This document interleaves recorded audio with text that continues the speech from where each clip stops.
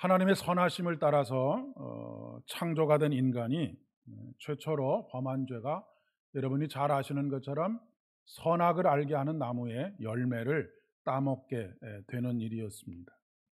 우리가 보통은 선악과라고 그렇게 이야기를 하지요. 그러면 우리가 선악을 알게 하는 나무의 열매를 따먹었다라고 하는 말의 의미가 무엇일까? 여러분, 우리가 선악을 분별할 줄 아는 것이 왜 문제가 되는 것일까요? 선악을 알게 되는 것이, 분별할 줄 아는 것이 좋은 일 아닙니까? 선과 악을 분별할 줄 알아야 선한 행동을 할 수 있다라고 그렇게 생각이 되기 때문에 그렇죠. 그런데 문제는 이 선과 악을 구별할 줄 아는 것, 그 주체가 누구냐 하는 것이 중요한 문제입니다. 선과 악을 구별하는 주체가 내가 될 때 문제가 되는 것이죠. 나라고 하는 것은 심리학적으로는 에고라고 그렇게 이야기를 합니다. 인간 사회에는 보통선, 모든 사람들이 선하다라고 생각하는 것이 있습니다. 그것을 다른 말로는 공공선이라고도 이야기를 합니다. 그런데 근본적으로 인간이, 우리 한 개인이 이것은 선하다, 이것은 선하지 않다, 악하다라고 하는 것을 구별하는 것은 어디에 그 기준점을 두고 있느냐면, 나에게 유익한 것은 선이고 나에게 유익하지 않는 것은 악한 것이다라고 그렇게 판별하게 되어져 있다라고 하는 것입니다. 우리 모두에게는 이런 편향성을 가지고 있습니다. 우리 속담에도 팔은 안으로 굽는다라고 하는 말이 있지 않습니까? 그러니까 모든 판단을 할 때에 기준이 되는 것은 내가 기준이 됩니다. 그리고 내게 좋은 것, 유익한 것, 그것은 선한 것이고 그렇지 않은 것은 악한 것이다라고 하는 것이 인간의 기본적인 판단 능력이라고 하는 것입니다. 여기에서 비로소 내로남불이라고 하는 말이 출발을 하게 되는 것이죠. 뿐만 아니라 우리가 보통선, 공공선이라고 하는 것도 문화에 따라서, 사회 문화에 따라서 많이 차이가 존재합니다. 우리가 보통은 그 인육을 먹는 식인 사회를 이야기할 때 굉장히 미개한 민족이라고 그렇게 생각을 하고, 어떻게 패륜적으로 저런 행동들을 할 수 있느냐라고 그렇게 생각하지만, 하나의 가설에 의하면 인육을 먹는 그 식인 사회에 있어서 보통 이제 부모가 돌아가시거나 마을의 어른들이 돌아가셨을 때 그 인육을 먹는 것이 그분에게, 돌아가신 그분을 향한 최고의 존경을 표하는 그런 가치관을 가지고 있다라고 하는 것이죠. 그러니까 우리가 생각하는 공공선, 보통선과 그 문화가 가지고 있는 공공선이라고 하는 것은 전혀 다른 그 판단의 기준을 가지고 있다라고 하는 그런 이야기입니다. 지금도 또 중국 같은 곳, 아니면 뭐 인도 같은 곳도 뭐 그럴 수 있겠습니다. 아주 깊은 산 중에 거의 외부에서 사람이 들어오지 않는 그런 그 부족들이 있죠. 원주민들입니다. 그런 원주민들은 밖에서 손님이 오면 자기 아내를 그 손님과 합방을 하도록 하는 그런 문화들을 가지고 있는 곳들이 꽤 있습니다. 우리가 객관적으로 볼 때, 아니 어떻게 저런 뭐 조금 이렇게 상스러운 소리를 할 수도 있겠죠. 인륜을 벗어나는 저런 행동들을 어떻게 할 수 있느냐? 자기 아내를 어떻게 한 번도 보지 못한 남자에게 합방을 하게 하고 하룻밤을 지내게 할 수 있느냐라고 하는 생각을 할 수 있지만, 그것은 또 그 사회 문화 속에서는 너무나 중요한 일입니다. 왜냐하면 계속해서 그 안에서 같은 핏줄끼리 계속 결혼을 하고 아이를 낳고 하게 되면 사생아가 태어난다든지, 아니면 뭐 기형아가 태어난다든지 하는 이런 우생학적인 문제들이 발생을 하게 되거든요. 그러다 보니까 밖에서 사람이 들어왔을 때 다른 DNA를 가지고 있는 그런 사람의 씨를 받아들여서 그 종족이 계속해서 유지해 갈 수 있도록 하는 아주 중요한 일이 바로 그런 문화를 낳게 되었다라고 하는 그런 이야기입니다. 우리가 보통 좋은 사람, 나쁜 사람이라고 하는 것을 판별할 때 어떻게 판별을 하느냐면, 내게 좋게 해주는 사람은 좋은 사람이고 나에게 조금 좋지 않게 해주는 사람은 나쁜 사람이라고 그렇게 인식을 하고 있습니다. 그러니까 그 사람의 평소의 삶이 어떠했느냐라고 하는 것은 그렇게 중요하지 않고, 이 사람이 나한테 어떻게 했느냐, 따뜻한 말 한마디라도 건네줬느냐, 아니면 조금 험한 말을 했느냐에 따라서 그 사람이 좋은 사람, 나쁜 사람을 우리는 가른다라고 하는 것이죠. 요즘 1,000만이 넘은 영화 중에 그 서울의 봄이라고 하는 영화가 있지 않습니까? 거기에 전두광이라고 하는 이름으로 전두환 씨의 그 이야기, 그 막 일촉즉발의 그런 상황들에 대한 그 이야기가 영화로 만들어졌는데, 여러분, 모든 사람들이 저 사람은 악한 사람이다라고 다 그렇게 동의하는 그 사람도 그 사람에게 은혜를 입었다든지 도움을 입었다든지 아니면 가족으로서 사랑을 입은 손자 손녀들은 우리 할아버지가 최고인 것입니다. 그렇지 않겠습니까? 이게 나에게 잘해주는 사람, 내가 중심이라고 하는 그런 이야기입니다. 인류 최초의 살인자인 가인은 동생 아벨을 죽였습니다. 동생 아벨을 왜 죽였을까요? 동생 아벨이 형한테 잘못한 것이 있다라고 하는 것을 성경에서 찾아볼 수가 없는데 왜 가인은 아벨을 죽였을까요?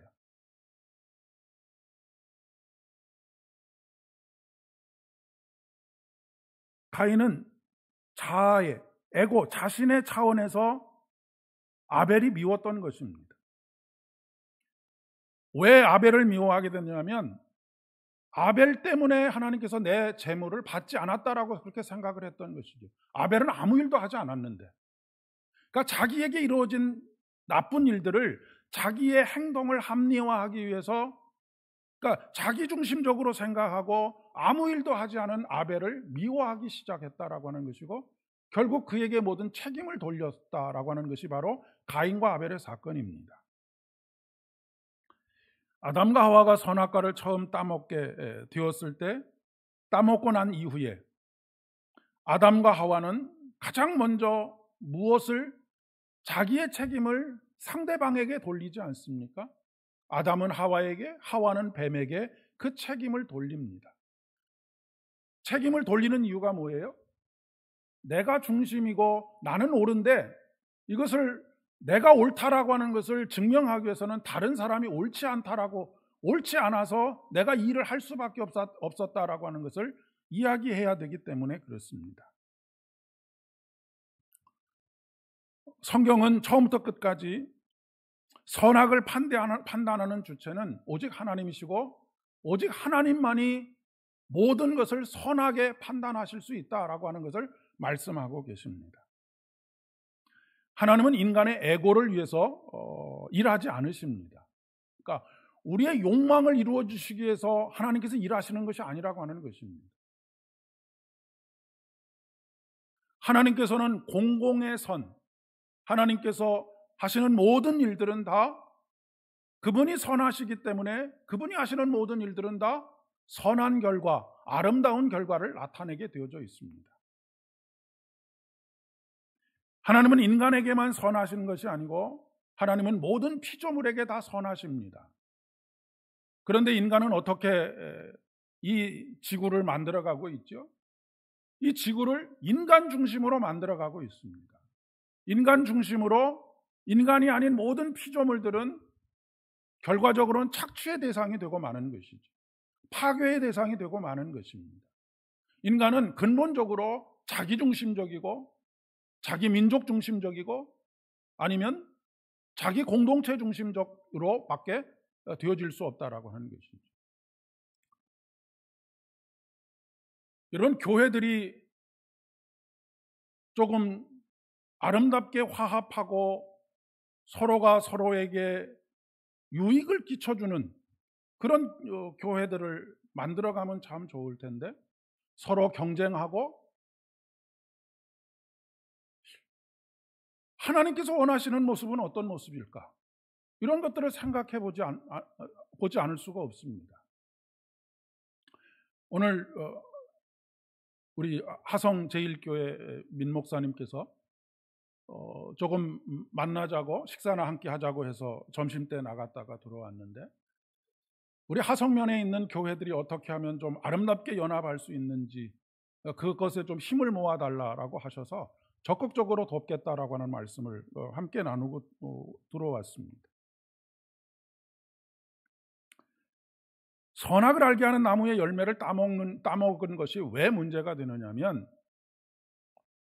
아담과 하와가 자기의 에고에 따라서, 자기의 욕망에 따라서 모든 것을 판단하게 됨으로 말미암아서 하나님의 판단과 아담과 하와의 판단이 서로 어긋나게 되었다라고 하는 것입니다. 그래서 더 이상 인간은 하나님께서 주신 소명과 사명을 감당할 수 있는 능력을 상실하게 된 것이지. 자기가 선과 악을 판단하게 되니까 아담과 하와는 항상 자기중심적으로만 생각을 하게 되는데, 하나님께서는 자기중심적으로 그 사람 중심으로만 모든 것을 생각하는 것이 아니라 전체의 모든 선을 이루어 가시는 일을 생각하고 계시니 어떻게 되겠습니까? 늘 서로 부딪힐 수밖에 없는 것이죠. 하나님은 이쪽으로 가시기를 원하시는데 아담과 하와는 끊임없이 반대편을 향해서 가려고 하게 된 것이죠. 그러면 결국 동행이 불가능하게 되어지는 것입니다.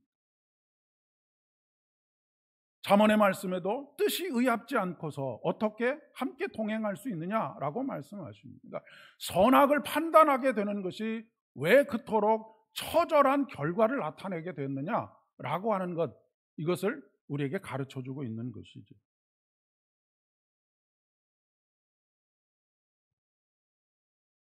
창세기 6장의 말씀에 보면 노아의 홍수가 나기 이전에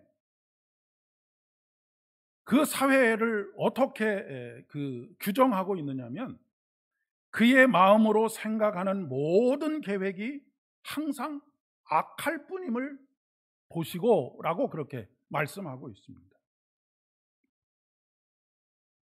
그가 생각하는 모든 계획이 악할 뿐이다라고 하는 것은, 여기서 악하다라고 하는 말은 하나님과 반대되는 생각을 하고 있고 계획을 하고 있고 행동을 하고 있다라고 하는 것을 이야기하는 것이죠.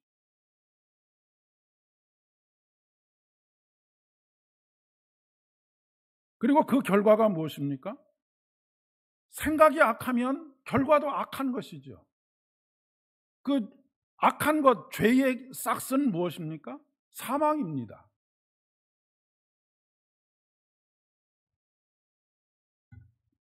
선과 악을 판별하는 주체가 하나님이 아닌 우리 한 사람 한 사람 개별자가 되게 되면, 그 사람은 더 이상 만물을 선하게 하시려고 하시는 하나님의 그 선한 일들을 할 수 없게 되는 것이죠.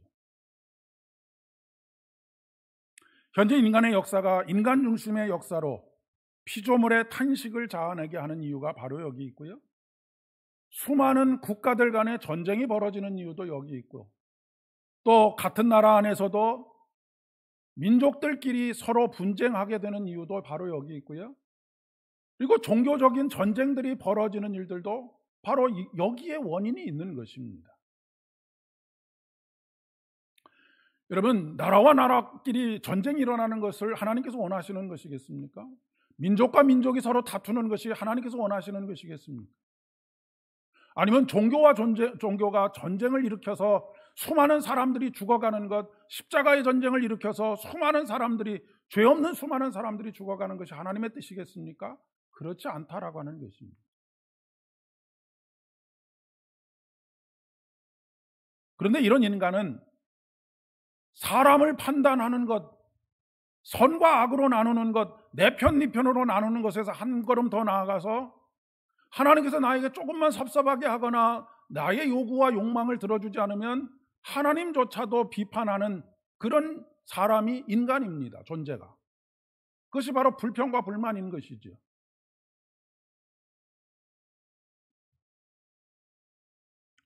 그리고 나서 자기에게 유익이 되지 않으면 하나님을 버리는 것도 헌신짝처럼 버리는 것이 인간의 현실이라고 하는 것입니다.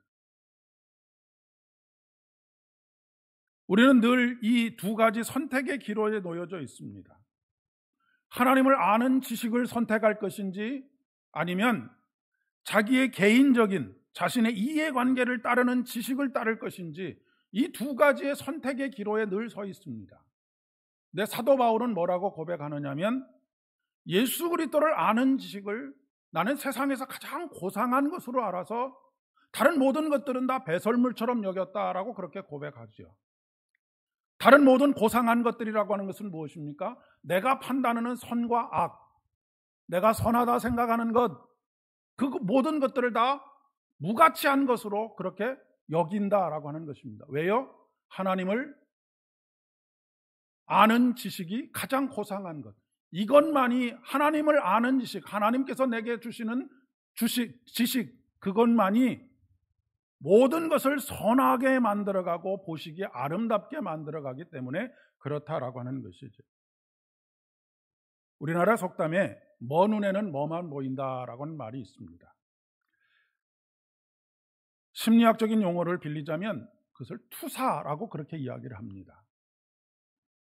무슨 말이냐면 자신에게 있는 무의식적인, 의식적인 것도 있지만 무의식적인 욕구, 충동, 감정 이런 것들을 다른 사람이나 사물이나 어떤 상황에 덧붙여서 그대로 저 사람이 저럴 것이다 라고 그렇게 여겨버리는 것입니다.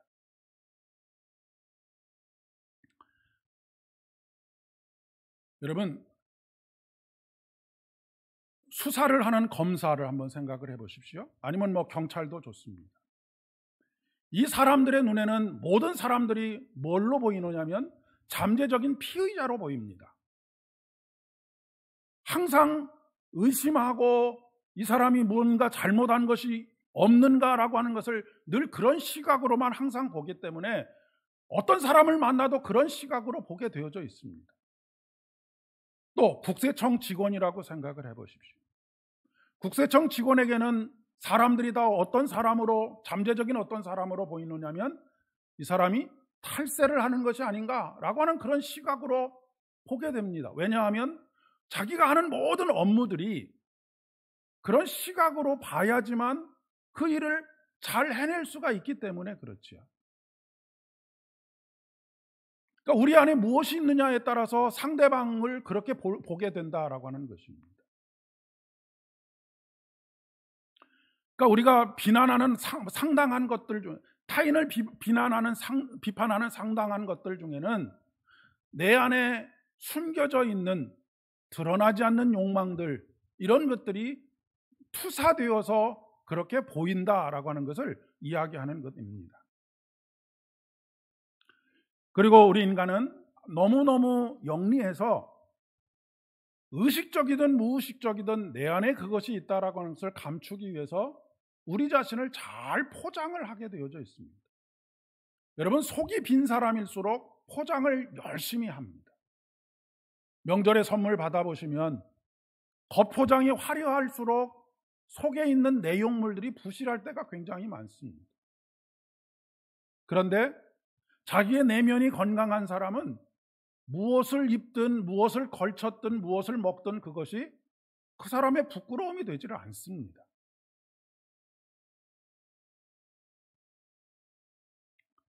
예수님께서 바리새인들을 그토록 엄히 꾸짖으신 이유가 무엇입니까?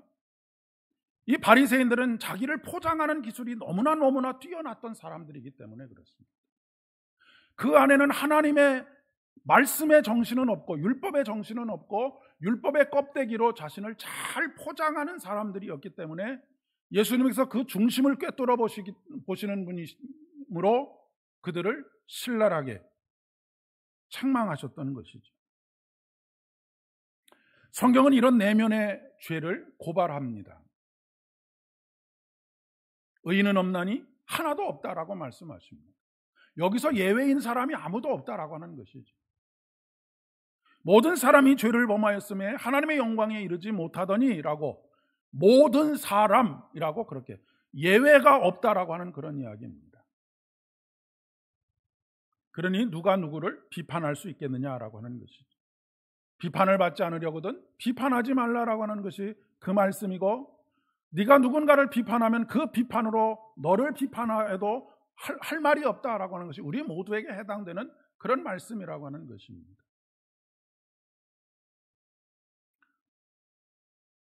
우리가 가장 잘못 해석해 왔던 말씀 중에 한 가지가 내게 능력 주시는 자에서 내가 모든 일을 할 수 있다라고 하는 그런 말씀입니다. 이 말씀을 전가의 보도처럼 사실 잘못 왜곡해서 사용을 해왔던 시절들이 있었습니다. 내게 능력 주시는 자, 내게 능력을 주셔서 내가 하고 싶은 대로 다 할 수 있게 해주신다라고 하는 그런 말씀으로 우리는 오해를 해왔던 것이죠. 그러면 그것이 하나님의 선을 이루기 위해서 하겠습니까? 아니면 자기의 욕심을 위해서 그 능력을 행하겠습니까? 결과를 보면 알 수 있는 것이죠.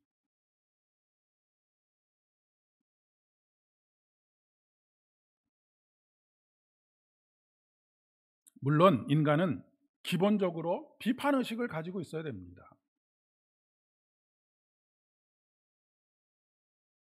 개인이 성숙해가는 과정에서도 그렇고 사회가 성숙해가는 과정에서도 그렇고 이 비판의식이 필요합니다. 높은 도덕적인 단계 아니면 어떤 그 조금 성숙된 인간성을 가진 사람으로 성장해 가기 위해서는 자기 성찰이 필요합니다. 자기에게도 비판적이고 또 어떤 사회 현상들을 보거나 할 때도 비판적인 시각이 반드시 필요합니다. 우리 개혁교회, 개신교도 사실은 마찬가지죠. 개신교라고 하는 것은 끊임없이 자아 성찰을 통해서 아니면 사회의 부조리에 대한 비판을 통해서 날마다 새롭게 되어지는 교회들을 만들어 가려고 해야 하는 것입니다. 이것이 구약에 등장하는 예언자의 전통이기도 하고 세례 요한의 전통이기도 하고 예수님의 전통이기도 합니다. 비판이라고 하는 것은 어떤 의미를 가지고 있느냐면 옳고 그름을 판단하거나 밝히는 것이 바로 비판입니다. 근데 여기서 중요한 것은 앞서서 말씀드린 것처럼 그 판단의 주체가 누구냐 하는 것이 중요한 것이죠. 자기를 성찰하는 것, 사회를 바라보는 것, 이 모든 것이 누가 주체가 되어서 바라보고 판단하느냐라고 하는 것이 중요하다라고 하는 것입니다. 내가 주체가 되면 나의 모든 선과 악을 판단하는 판단은 하나님의 뜻과 멀어질 가능성이 거의 99.9%입니다. 100%라고 말씀드리고 싶지만 그래도 이런 건전한 비판 정신이 어느 순간부터 쉽게 비난과 조롱과 비아냥으로 변해갑니다. 그런데 여기서 더 최악인 것은 이것을 어떤 것을 판단하게 될 때 자꾸 성경 말씀을 갖다 들이대는 것입니다. 성경의 권위를 가지고 판단하는 것이 아니라 나의 말에 권위를 부여하기 위해서 성경을 갖다가 쓰는 경우를 말하는 것이죠. 우리나라처럼 성경이 이렇게 말하고 있다라고 하는 말을 많이 하는 나라도 교회도 없는 것 같습니다. 그런데 그 성경이 말하고 있다라고 하는 것은 자기가 생각하는 성경입니다. 그러니까 내가 복음을 가지고 이야기를 하는 것이죠. 복음서가 아니라 내가 중심이 된 복음, 내가 복음을 가지고 말을 하는 것입니다. 그러니까 문자적으로 성경이 무엇이라고 말하고 있느냐가 중요한 것이 아니라 하나님께서 그 말씀을 통해서 어떤 마음을 가지고 그 말씀을 하셨는가라고 하는 것이 중요하다는 말씀입니다. 오늘 말씀은 자신 안에 있는 들보는 보지 못하고 남의 눈에 있는 티끌을 보고 비판하고 조롱한다는 것에 대해서 아주 신랄하게 예수님께서 꾸짖고 계시죠. 이런 경우를 당하게 되면 듣는 사람은 뭐라고 하겠습니까? 속으로 그렇게 이야기할 것입니다. 너나 잘하지.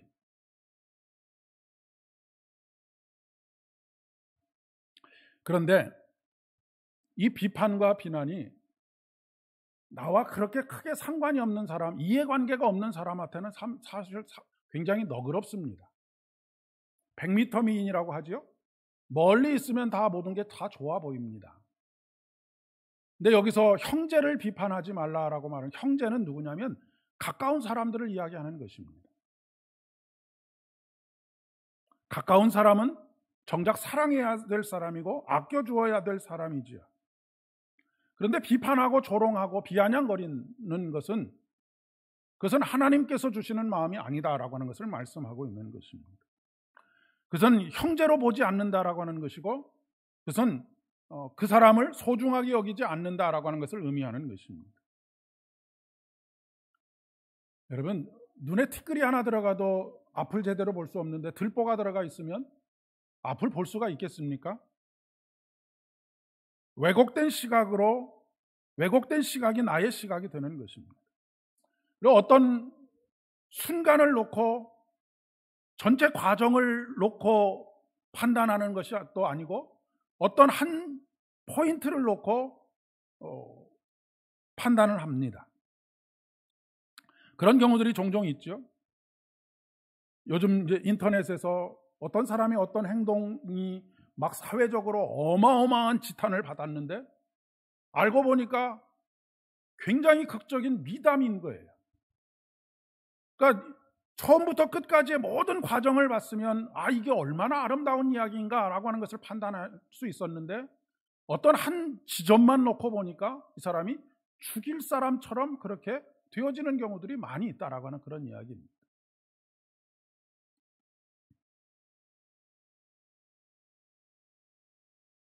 애정이 없으니까 전체를 보려고 하는 노력이 전혀 없고 그냥 보이는 대로 판단을 하는 것이죠.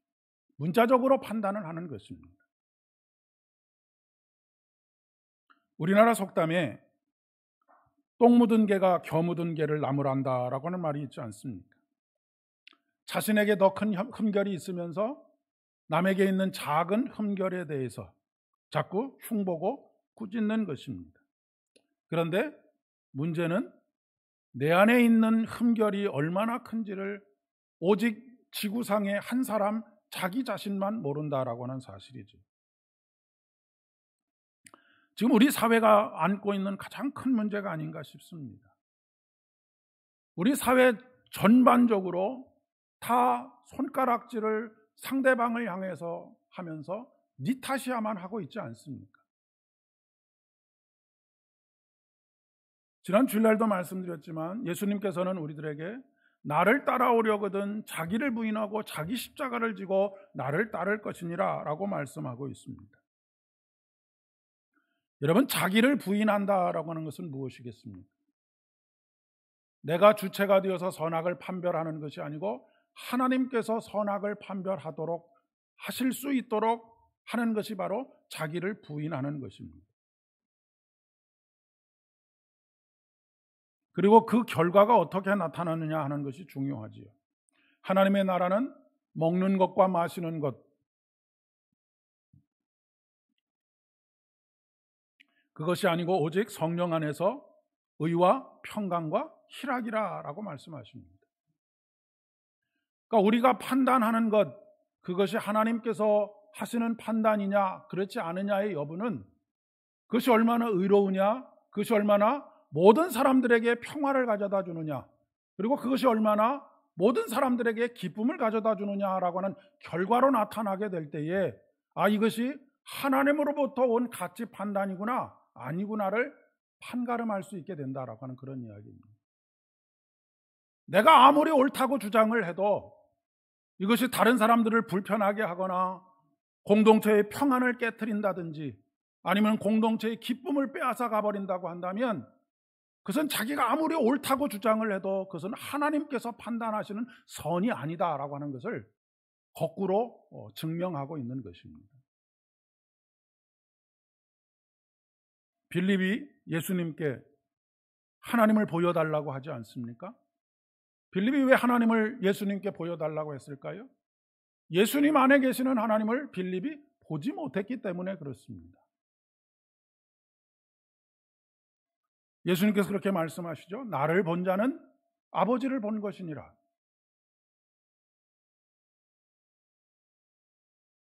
형제의 모습 속에 보이는 하나님의 형상 아름다워라. 그 얘기는 무엇입니까? 내 안에 들보가 걷히고 그 사람 안에 있는 하나님의 형상이 보여지기 시작했다라고 하는 것입니다.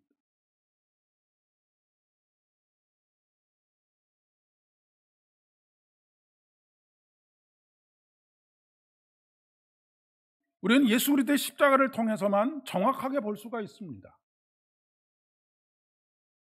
이것이 진정한 받아들임이고 이것이 진정한 따름인 것이지요. 나를 따라오려거든, 나와 함께 동행하려거든, 선악을 알게 하는 나무의 열매를 따먹기 전까지는 항상 하나님과 아담과 하와가 동산을 함께 거니셨는데 서로 판단하는 기준이 달라지게 되니까 분리될 수밖에 없게 되었고 그것을 죄라고 이야기하지 않습니까?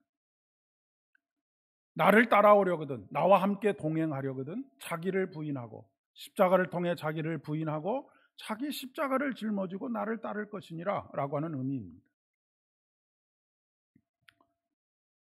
우리가 너무너무 존경하는 사도 바울, 다메섹으로 가는 도중에 부활하신 예수 그리스도를 만나기 전까지 그는 100% 확신하고 있었습니다.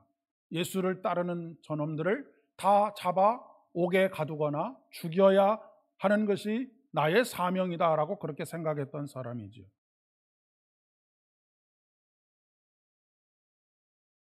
그런 이유들로 종교 전쟁이 일어나고 십자군 전쟁이 일어나고 그렇게 되는 것입니다.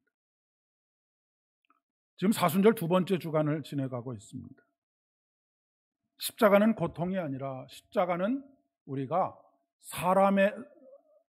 우리의 이웃을, 우리의 형제를 새롭게 보는 눈을 열어주는 것이 바로 십자가입니다.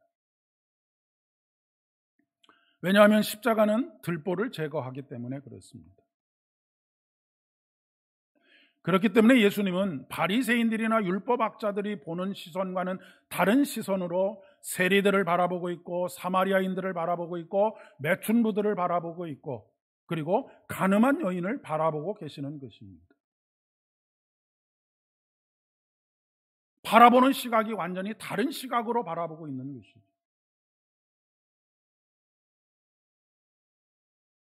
바리새인들이나 율법학자들은 율법의 시각으로 자기 의를 드러내는, 다른 사람에게 있는 죄를 더 크게 드러냄으로 인해서 자기의 의를 드러내는 자기중심적인 시각으로 이 사람들을 봤다고 한다면 예수 그리스도께서는 십자가로 그 사람들을 바라보고 있는 것입니다.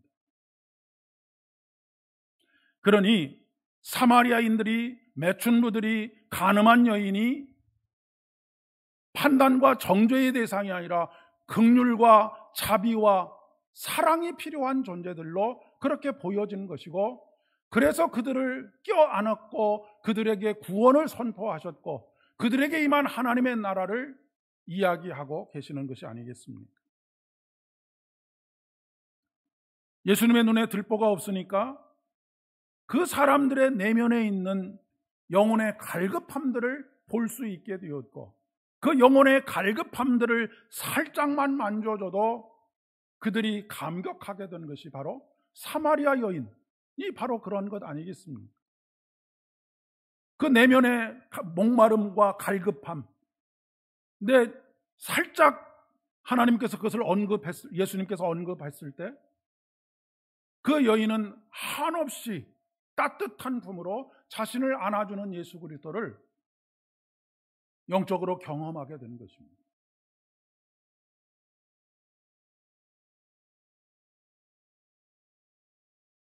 오늘 비판하지 말라라고 하는 것은 단순히 그냥 우리가 서로를 애정을 가지고 바라봅시다라고 하는 그런 차원의 이야기가 아니라고 하는 것을 말씀을 드립니다.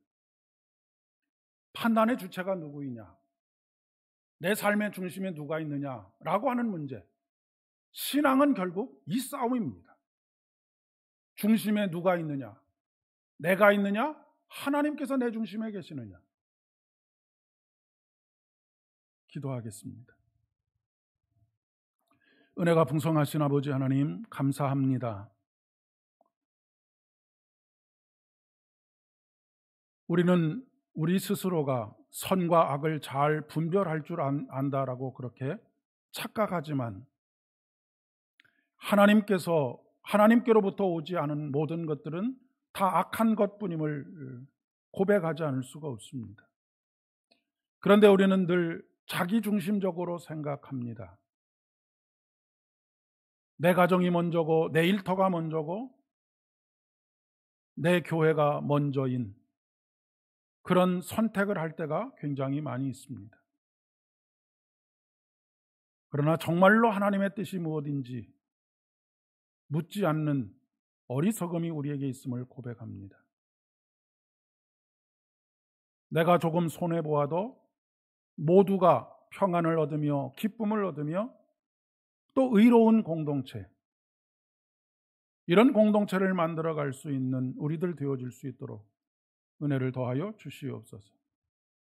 이제는 우리 주님 예수 그리스도의 은혜와 아버지 하나님의 극진하신 사랑하심과 성령 하나님의 위로하심과 교통하심이 오늘도 온전히 우리 안에 하나님의 영으로만 충만하여 내가 판단하지 않고 판단을 모두 하나님께 내어드리는 그런 삶을 살아가기로 소망하며 각 가정을 향하여 발걸음을 내딛는 사랑하는 모든 성도님들의 머리 위에와 가정과 일터와 사업장들 위에 이제로부터 영원까지 함께 하옵시기를 간절히 축원하옵나이다. 아멘.